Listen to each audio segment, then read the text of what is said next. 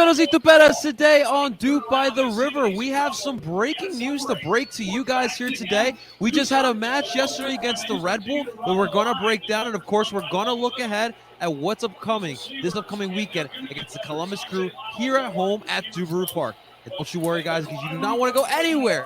You do not want to miss this episode of DOOP by the River. Let's get started, guys. Done!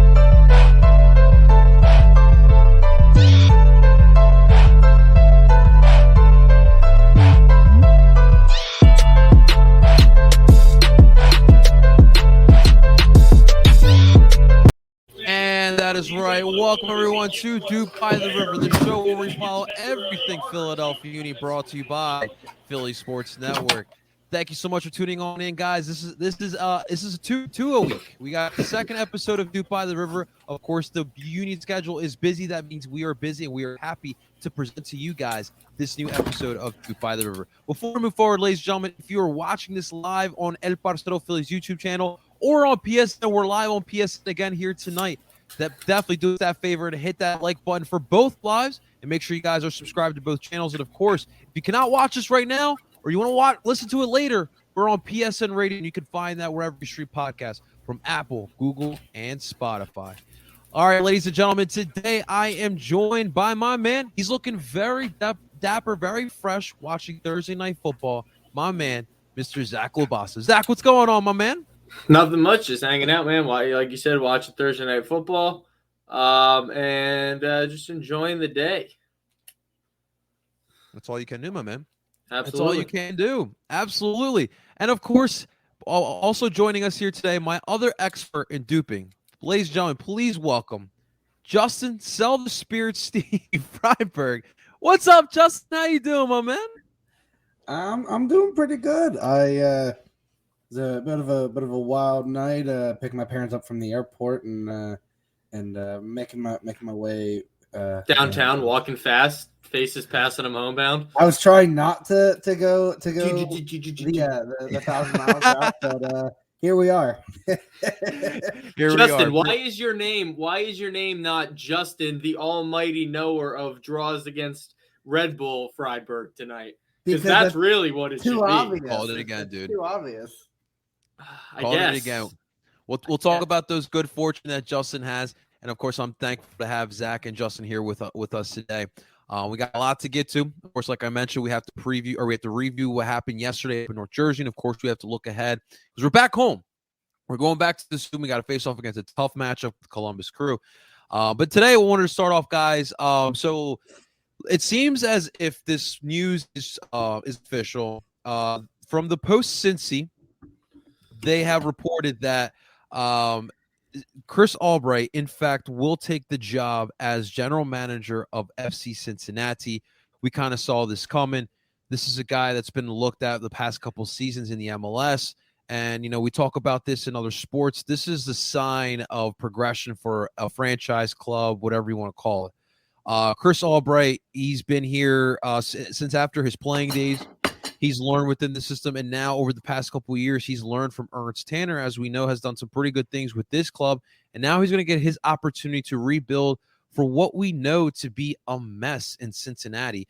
His job is going to be a lot. It's going to be a lot to kind of put the Cincinnati team to where people thought they were going to be in their expansion year. But we'll start here with Zach, man. What do you think of this news for Chris, and what do you think it means for us? So obviously it's a loss for the Union. Clearly he's done some good stuff with the players we've been able to bring in from the youth academy and on transfers. And I'm sure he's had a hand in both of those things. The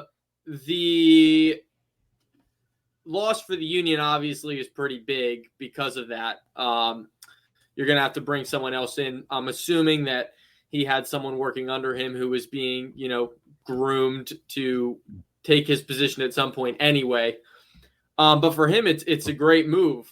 He can really make his mark in Cincy because they really stink. So any positive improvements for them simply go straight to him because he's the one who brings the players in. So as a GM, he's got a lot of pull, a lot of responsibility, and And if they start improving as a team, you have to look at him as one of the main reasons that that's the case. And I think going into a team that sucks as a GM is kind of a win-win situation because of the fact that like they already suck. So any improvement, like I said, is going to be touted as the GM's doing. These are all very true points that you're bringing up here, Zach. Justin, I do find it very interesting. We like to make fun of Cincinnati, but they spend a boatload of money. They don't really produce much. Now, it's funny because Albright has been part of this Union, like kind of resurgence or rebuild, whatever you want to say, where they have been using a lot of development and buying cheap players and getting the most out of them. But we all do forget that he was part of that LA Galaxy tenure when they saw David Beckham go there and they spent a lot of money. So he's seen the best of both worlds. How do you think he can fix Cincinnati, or can he fix Cincinnati? I said this when he was rumored with the San Jose job, and as soon as this got started with Cincinnati, either way, it was a good move for him career-wise. But the positions themselves for Cincinnati, he's going to have his work cut out for him. It's not just, oh, well, they can spend the money they can. They can. It's clear that their scouting department is terrible. Yeah, it definitely stinks. Like Brenner, for all the $13 million you pay for him, which, by the way, was at least like 3 or 4 times above his market value at the time. It was just insane. But I think it's clear that it doesn't seem like they have a clear identity on what they prioritize. Are you going to... There's three real mindsets when you have to develop a roster. You have either spend a boatload of money and just spend, aka the Atlanta method from, like, I would say 2017, 2018. That was their thing. You have spend a decent amount, but also develop, a la Sporting KC, FC Dallas, are the two. I wouldn't even say Seattle I would throw into that because they develop some pretty good talent. Yeah. So I'd throw them into that middle. And then you have teams that really don't spend any money or spend very little and really promote from within. And that's obviously like, the Union. And I don't know where they fit because they've been throwing all this money at this team. And it's clear they throw it up top, but at the same time, there's no defense. I mean, they signed the unproven striker for $13 million, and then they go and get Jeff Cameron on a free. Who thought a 36-year-old washed up former U.S. international would be a great idea to shore up that defense? Now, don't get me wrong, Luciano Acosta actually started to show why he was worth the signing. I think even, he shows that, okay, yeah, he can be an integral part. It's just Brenner really ain't it. And then you have all these various, signings that I don't know, like, what their identity is in terms of a true formation, in terms of a true, philosophy. Like, there's so much wrong. And it's very clear with that organization, you don't get a lot of time. So It's almost like I hope he does well, but right now it feels like he's set up to fail, just because the way that organization is run, it's kind of a mess. And the one young guy they drafted, Frankie Amaya, they got rid of him. He's at Red Bull now, and we saw him last night. And he's a good player. Like, he's not getting the minute now. I'm sure when Caden Clark leaves, that kind of opens the door for Frankie Amaya to kind of fill that gap in the long term. But, like, he saw the writing on the wall clearer than they did. He was like, I need to leave this club because they don't know what they're doing. And that's kind of a tough spot to be in. I agree with you. I would assume that Albright would come in here and like say, like, look, FC Cincinnati, I just came from Philadelphia. We put in a plan. And obviously, like, Albright saw from like the Ernie Stewart days, which took like 3.5 seasons, and then he leaves, and then Ernst Standard comes in. So I would assume that in that meeting, he would talk about the process and how it would take to bring Cincinnati to where they want to go. I'm assuming Albright's going to do it similarly to how the Union do. But I'm interested to see, like, what's, let's say Cincinnati does develop a line of some talented players, and they get some solid play, and then they're close enough. Cincinnati is been known to put the bank account out there. Who's to say Cincinnati doesn't buy themselves that killer DP that we've been fishing and killing for so long? But hey, wish nothing but the best to Chris Albright. I think he's going to do great things at Cincinnati. It's going to take some time, but I'm a believer. I'm a believer in this system. I'm a believer in these ways. But PJ has a question, Justin. What are you wearing, sir? He is correct. This is the recent Providence City kit. It's I believe it's their no quarters jersey. It's pretty dope. I've had it for a little while now. PJ, also tell your buddy's dad to keep me in mind for a job at Cincy Academy if they need any coaches. I am always looking for coaching jobs. Apparently, it is a mess. So I'll fix it. I'll fix that mess. So I don't know the pipeline. Around. I don't know the pipeline in Ohio, how deep that is. Obviously, we've been pretty lucky in the Philadelphia area. But I mean, you got to compete with Columbus, so they better be winning out there. I mean, Johnny, that pipeline's full of Skyline chili, right? That's how it works. Our area's pipeline is loaded with it's crazy wild. How talented. Can we develop a striker like just one, just one, just a striker? Oh God, Justin, please. Like what was it at the tailgate for the Atlanta game? Richie Leibowitz, one of the Union's owners, came by, and the Academy tournament was going on, and he was like so proud, and he was so excited about talking about it. And I said, Richie, I said, it's weird that like with all the players we develop, and we've developed some goalies, developed some defenders, we've developed some midfielders. I said, why is it that we can't seem to develop a striker? He goes, honestly, I don't know. He goes, but he mentioned Quinn Sullivan's brother, and he also mentioned the Central American brothers, the kids that signed a few years ago. Like those are kids that they're hoping on, and I'm like, okay, that's what we need. I would love to have a homegrown striker that goes on to come to the U.S. number one. I would love it. Give me Ricardo Pepe in the Union area. But realistically, how many stud strikers has this country produced? 1.5. I will give you Brian McBride. Josie was that guy for a while. I mean, Brian McBride was definitely the most consistent.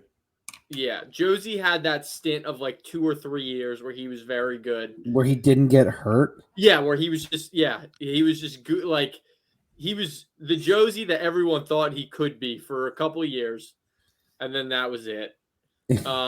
Hopefully Ricardo Pepe's the next dude because he looks the part. Like, he is a complete forward. God, wouldn't that be nice? Wouldn't that be nice, man? Well, I mean, we've gone to Brazil to look for a striker. We just haven't gone to France. I'm trying to think of other good striker nations, but I mean, I'm just Germany. Like that's just Belgium. That's true, very true. Find me the next Lukaku. There you go. Well, we have a Norwegian, Erling Haaland's pipeline there. And we'll talk about that in a second. Glesnes, those runs in the box. Ohio, some great talent, but not a lot of them play for Cincy's Academy. I personally know a few players who left the academy and who were starters as well. A lot of that's been going on. Like Justin and I were talking to Campbell's brother on Saturday, and there's a couple players that were the Union Academy that went down to Atlanta. Well, that was a little different because that was when Atlanta's academy was starting up, and I know he was close with Josef Samuel, who also went down there. He was from Atlanta, and who apparently is currently in Denmark. And they said, it was pretty common for a lot of those players. They were moving down there, and they said it was kind of what was happening. Okay. All right. All right. Well, hey, listen, nothing but the best to Chris Albright. Hopefully he turns FC Cincinnati around for those fans because those fans definitely do not deserve that. But gentlemen, we have a match that we need to discuss. Last night, your Philadelphia Union traveled up to North Jersey to an empty stadium. That's That was Indeed. just Indeed. They said amazing. 9,000. Like, no shot unless they were all behind the camera. So look, we actually had this conversation on the preview show with Matthew from the EPL boys. The fan base right now is in a little bit of disarray. There's a lot of people upset with other supporters group. Obviously, the whole front office, very understandable. But not even 10,000 people at a rivalry match. I thought that was wild to see. I literally was like, is this a limited capacity? Are we in the heart of COVID again, like last year? But listen, it was what it was. But I will say this to Red Bull Nation: you guys should have been proud of what you saw last night because I'll ask this question a little bit, but I feel like the Red Bull are playing much different than what they did 2 weeks ago, even. Even like looking at this match, they started off. I thought that they were the hotter team. They had some better opportunities. We were able to get lucky on a corner kick that Sergio was able to tap in. Then 20 minutes later, Omir Fernandez, what a shot! I didn't even know when he got the ball off. And the next thing I know, Andre Blake's diving, and it's in the net. That was That was a leveler right there.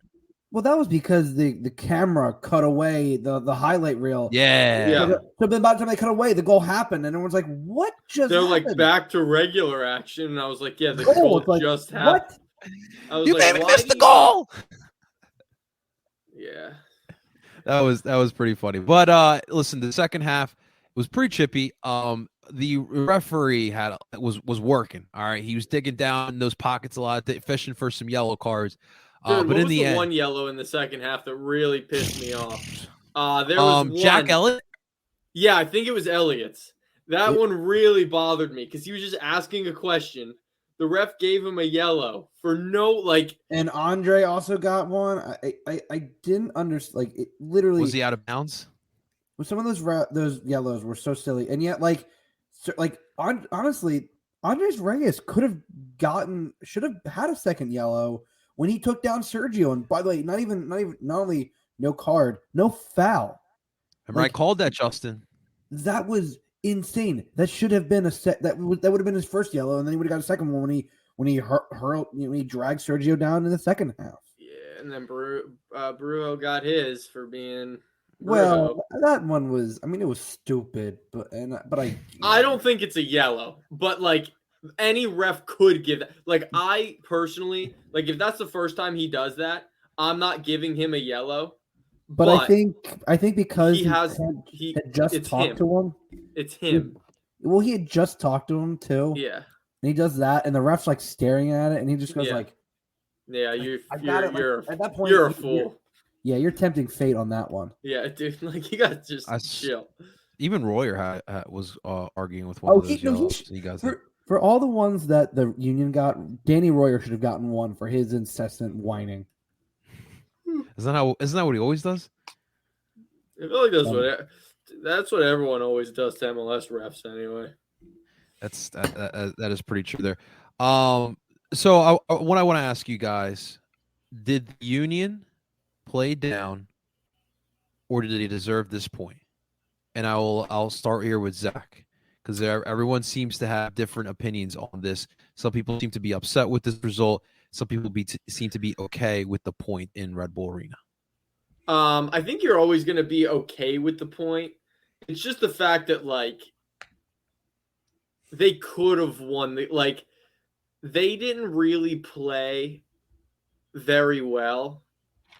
And against a team that is in what are they like 10th place, 12th place, or 11th now, maybe 10th because of that draw. You should be beating those teams handily. Like we play Cincy and you expect to win by at least 2 or 3 goals. It's the same with Red Bull. Like, and I know it's a rivalry game and they're always closer. And they're always closer. But at the same time, like you put out your second best 11 because Montero is playing where he shouldn't have played. And if he scores that goal, if he scores that, which he should score that, yeah, dude, we aren't in this situation where we tie that game. Because then the goal probably doesn't happen for Red Bull, and we cruise. But because he is not a 10, and he's in a position where he needs to perform like a 10, the Union suffer. And you tweeted about how everything's Jim's fault, and I thought that tweet was very funny. And I tweeted, I was like, no, the only thing I blame Jim for is constantly starting Jamiro at the 10, because he stinks there. He stinks. And people were saying, like, oh, he had a good game. I'm like, no, he did what he's supposed to do. He didn't score when he needed to score. And as a 10, that is part of your job description, to score goals when you're in a position to score goals. And Jamiro does not do that. And he also doesn't get assists. So what does he really do? Although, now, he did get an assist on the corner, didn't he? Did he get the assist on that corner? No, technically Glassness, I think, did. Oh, did he? Okay. Yeah, so he doesn't get assists. So what is he good for? Although, Zach, I must ask, who is the leading assist maker on the Union this season? Well, if it's Jamiro, what does he have? 4?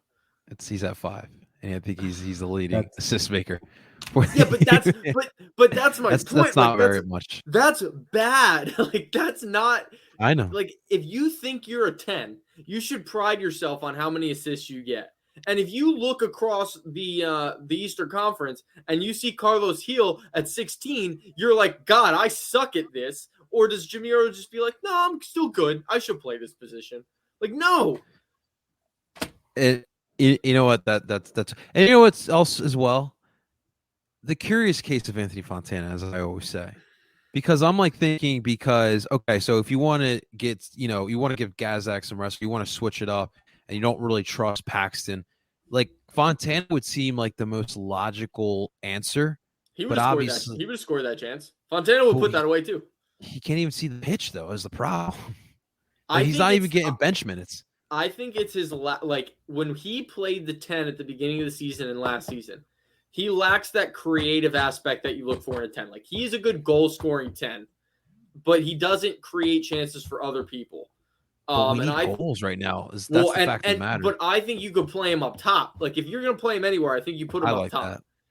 As like a false 9 second forward type of thing, where then Sergio can run off. That's another debate. I know Jim said because Sergio's history of injury, but how in a game where it lacks pace already do you bring off your fastest player and leave on your slowest player? Like, I don't get that at all. That is a very good point. We'll switch over here to Justin. What did you think? Did you think that the Union played down to the Red Bull, or did they deserve this point? I kind of agree with. I think they deserve the point. I mean, listen, Red Bull needed 3 points more than you did. Mm-hmm. That's pretty true. You still have that game in hand, so you can still get to second place, because Orlando and Nashville offset each other, dropping points. Like, there was a lot of people like, oh, DC's in third. DC's also played one more game, and they're like 1 point above. Like, let's like, they're playing well, but let's slow that roll. Listen, in an away game at Red Bull midweek, where I think the focus more is going to be on the weekend against Columbus, who are starting to play a little bit better. I'm okay with it now. PJ, I'm going to disagree with you on the Miro would have more assists if our strikers were more consistent. No, he wouldn't. He's not a 10. Like, he does not have the vision. He is like, I understand 10s can be selfish, but when he's selfish, he just gets double and triple teamed and the ball gets stripped from him. Yeah, like, if you're a selfish 10, like, you better be scoring goals. Like, you can't be a selfish 10 and not scoring. You either have to create or score, and he does neither. And it's just frustrating because, I mean, the refs weren't exactly. Chilowitz was. I'm sorry, that was awful. That was a horrible officiating. The Union got so many soft yellows for basically nothing, and Red Bull was manhandling, and maybe not even a foul. Like, it definitely felt like typical midweek road game. But I think if you're subbing off Sergio, which I think he could have been subbed off earlier because he did play 85 minutes against Atlanta. Yeah. And then he's playing 70, 75 against Red Bull. And if you're hoping to cap him for Sunday, I don't think that's the best idea. But then why not sub on Davo? Like you subbed on Paxton, who gave you a burst of energy, but Davo is that other striker that similar to a Sergio that is going to run in behind. And I mean, people talk about the game against New England. Well, he was like the only thing besides like Quinn and Paxton worth a damn during that game because he created a lot of chances. And at this point, I don't know what's going to take for him to get on the field, but at least with with Brujo getting that silly yellow and getting yellow card accumulation suspension, we won't have to worry about the Will Gosdag not be on the field because I mean I got to imagine that you're just going to move Leon back and then maybe you finally move Miro back to the shuttler, which he is, and you put Gosdag up top. Do we see Bueno maybe? I don't know, man. That I don't know, but at this point, like I'm okay with this draw, and the reason I predicted draw was because it's a Union Red Bull game. It's an away game. If it was a home game, I would have said maybe 2-1 Union. But North Jersey, that stadium is just listen. We've gotten better at it the last few years, but it's still a tough place to play just because that's North Jersey. I mean, does anyone really want to be in North Jersey? In the middle of Harrison. PJ, so the announcers, so it says here there's 3 of them. Now, I am familiar with Steve Cangelosi. He is the play-by-play guy. They have Shep Messing and Steve Jolly. Shep Messing is like he's a legend in soccer. If you've ever like my dad raves about Shep all the time because my dad grew up with Shep Messing as a player. Dude was a good player. He also, if you've ever watched him when he was interviewed by the Cooligans, he also did a I'm gonna say tasteful spread in a magazine. He was young. He needed some money. He was gay. He was a sex symbol. He was a sex symbol in the 70s, man. From as much as soccer players are sex symbols in the 70s. But yeah, I couldn't listen to the I like Shep, but he was just I get the away feed, so I was just like, I'm not listening to this.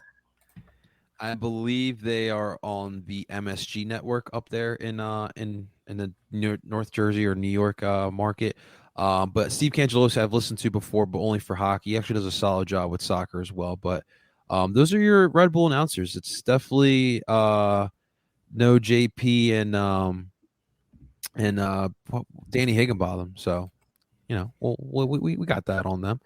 But I will say this. I think that the Union deserved the point. Like Justin said, it's tough to play up there. It is a semi rivalry game at this point. It was an empty stadium. But the Red Bull, I feel like they like Zach said as well, they needed this win. They definitely had some momentum going after the NYCFC win up there, and it's clear that they're rolling on that, and they have played much better, and they played like the underdog, and they played hungry, and that could be very dangerous. And I wouldn't say that the Union looked down on the Red Bull, but the Red Bull definitely had a bite on the day, and they have some good young players. I will say that Yearwood kid made some nice runs. Duncan's pretty aggressive. Yearwood is good. Yeah. Fernandez's goal I thought was spectacular, and even Kilmala didn't have to do anything. He really didn't do much for the Red Bull last night as well. And I thought defensively we did really well. I forget who it was on Twitter. I'll look it up later and I'll give you the credit. But they put out they showed the tables, right, and they showed the goal differentials and the goal the Union scored. And it's clear as day what this team is. When you look at the stats, this team is a good defensive team that just can't score, or it has a deficiency at goal scoring, and that's pretty much what's going on here. But how worried are we feeling now after another game with this Union attack? How are we feeling, Justin? I'm not worried. I mean, I think again, Miro at the 10 stifles the offense. But from what they were able to create, there were some good chances, and I think they're finally starting to really get, I mean, the biggest thing was if Leon could just have a slightly better cross a few times, like they were getting in the positions.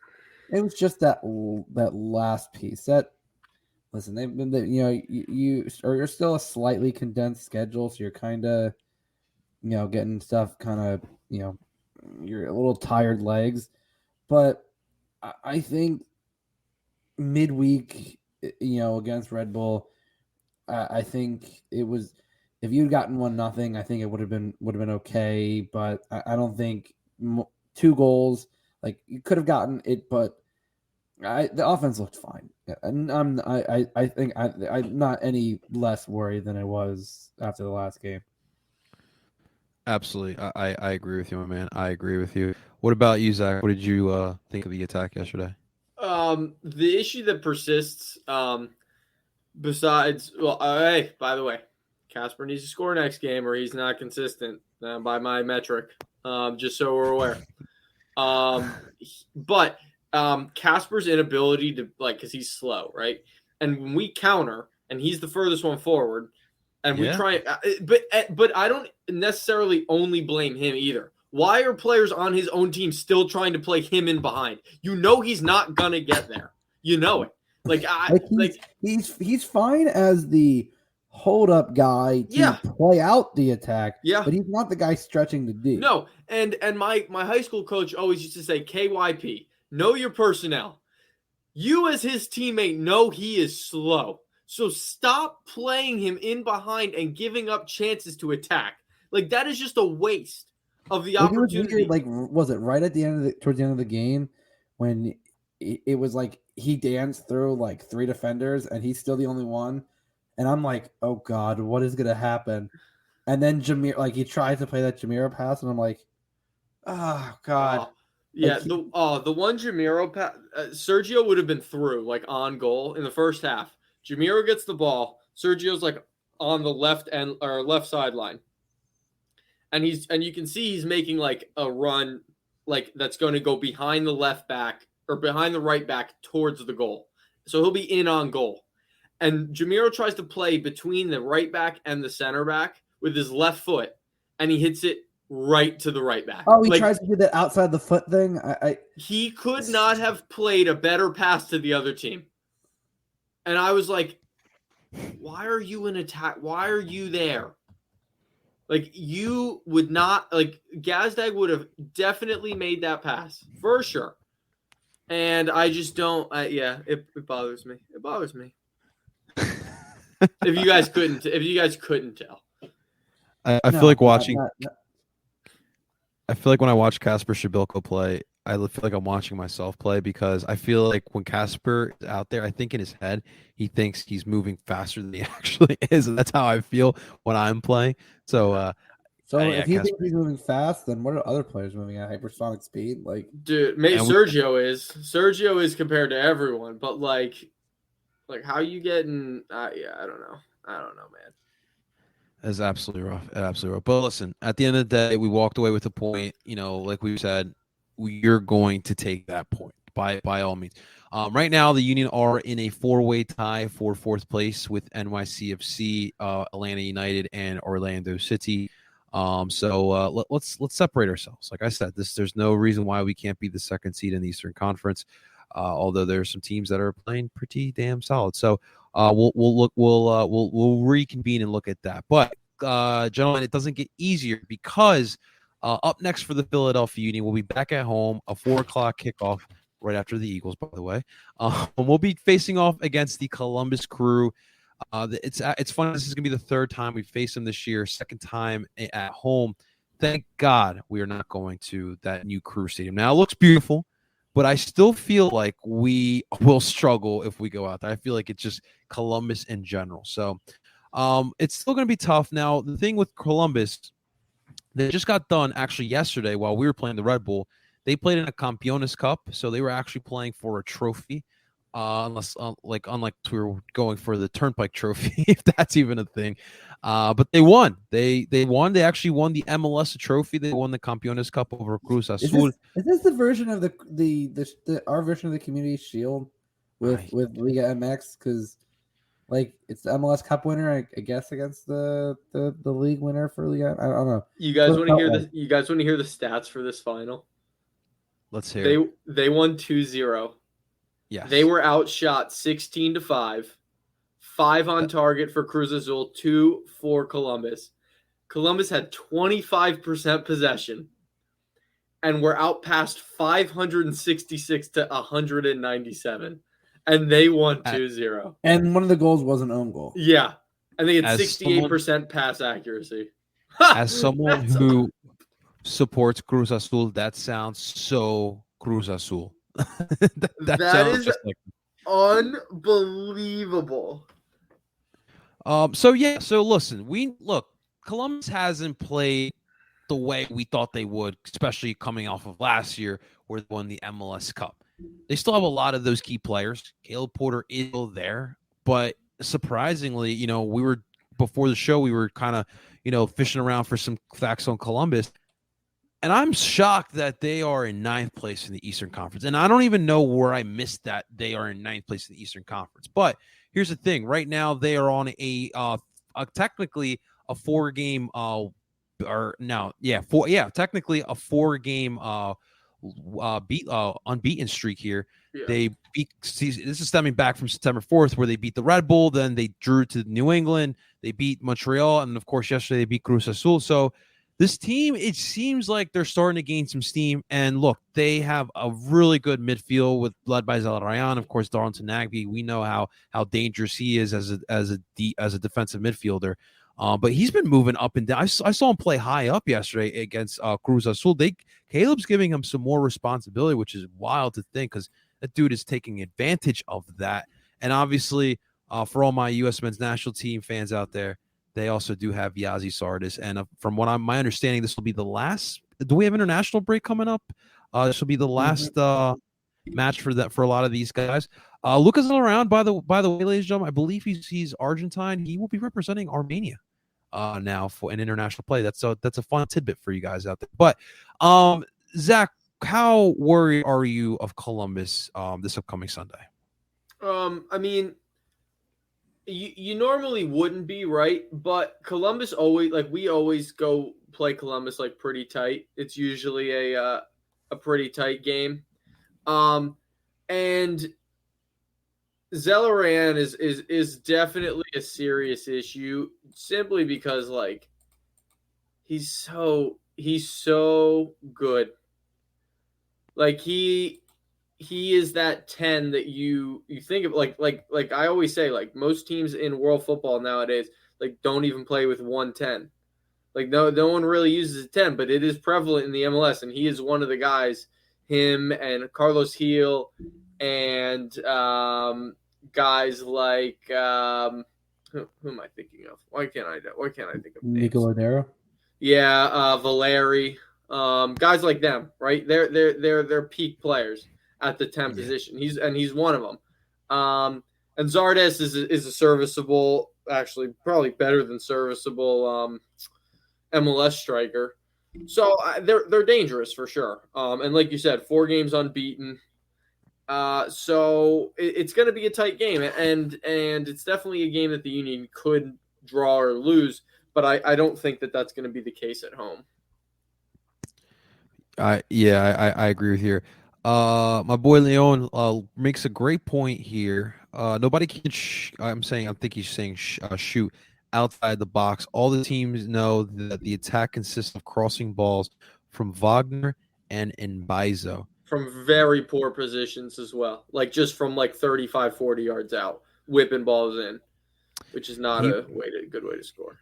He brings up a very good point. And, last year we didn't have to rely too much on those crosses because the high press was working very well. And a lot of those goals did come off those transition plays. So it's definitely been a little bit concerned. But, Justin, I'll steer it to you, my man. How worried are you about this Columbus Crusade? Not crazy worried. I mean, yeah. We're at home. Yeah, I would say that's the biggest thing too is we're at home. I mean, yeah, Columbus has to deal with you. Nagby is a good box to box. Celeron is obviously arguably one of the best 10s in the league, and Giassi, for all this crap I give about how he's not a great national team striker, he's a pretty good MLS striker. That's But fair. and I've been saying this every time with Columbus, if you shut down Zelarayan, which I know is not an easy task, but they seem to do a pretty good job of neutralizing him the last game.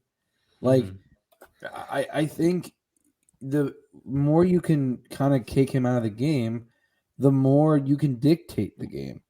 And especially at home, especially on a run of, I'd say, relatively decent form lately, I don't think there's any reason why you can't grab 3 points here.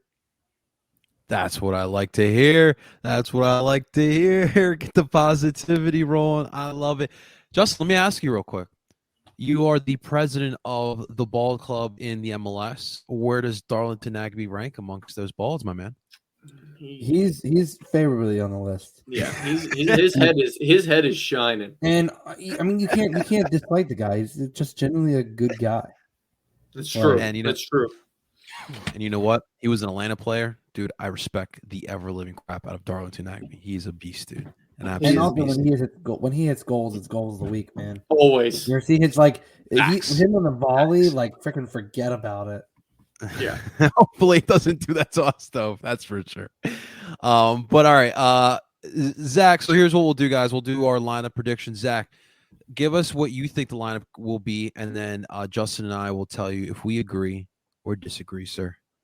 Casper, Sergio, Gazdag, Montero, Bedoya, Flock, backline the same, and then obviously Blake in net. Blake in net. Okay. Where are you steering? Because I disagree with something, Justin. I honestly mostly agree with that lineup. I think the only change I could see is resting Sergio for like maybe bringing him on in the second half, and maybe doing a Quinn or a Davo or Paxton. Like I think if any game were to give Sergio like a sub appearance of 20-30 minutes, this would probably be the game. Do you think it is that Davo is not like ready or like there yet to play with the team? Like, because look, so we're out. So I'm thinking of Matish Orvich right now. And I'm not saying that everyone is an Orvich, but we all saw that we were wondering why Orvich wasn't getting play. Like, he was losing minutes to Warren Creval, which we love Warren Creval, but we know his deficiencies on the attack. And now I'm looking at Davo, and we did see him play against New England.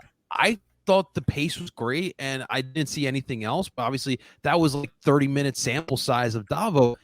I'm just wondering why he's not getting minutes. Like, is it that? I don't know. I mean, and also the thing is, so we don't have a ton of time to figure that out because he's on loan. Yeah, he's on loan only for the rest of the season. So like, it's not like Orvets where he was a transfer. Like, this is if Davo isn't get playing time, doesn't really work out, he just goes back to Brazil. It was like we don't really know because we don't know what he can really accomplish, to be honest. Yeah, and I think the main like my thought process with that is like, as a forward, you don't need to be like ready. Like, your job, especially in the way that Davo plays forward, is to just cause havoc up front and get on the end of like long balls that may come to you. Like, just exactly what because Sergio doesn't do anything with the interplay. Like, if anything, he hurts the interplay.